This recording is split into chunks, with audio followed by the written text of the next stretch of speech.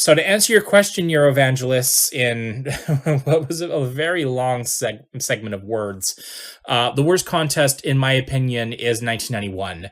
And that is simply because of the unprofessionalism of the hosts. I mean, Toto didn't even sing his song live. It was clearly a studio rendition. And then he was like nosing his way into Gignola's song because she actually sang live.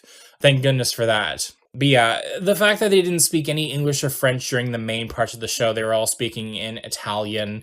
Trying to understand what they're saying is just like, it was a pain, and the voting sequence was just impossible to follow. Like, they showed the scoreboard on the screen, but then they would cut to the green room and there'd be like no scoreboard for like most of the points. You couldn't follow along.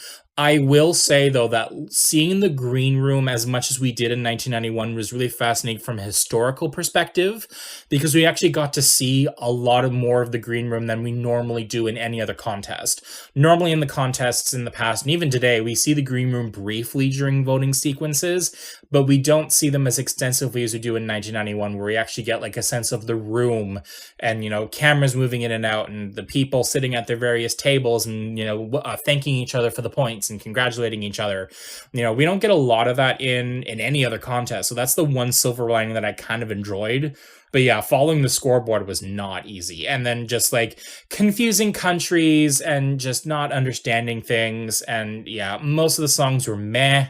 I enjoyed a select of them, but not a majority of them. So yeah.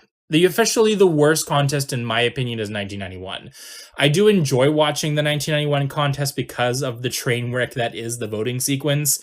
But yeah, 1991 is, in my opinion, easily the worst.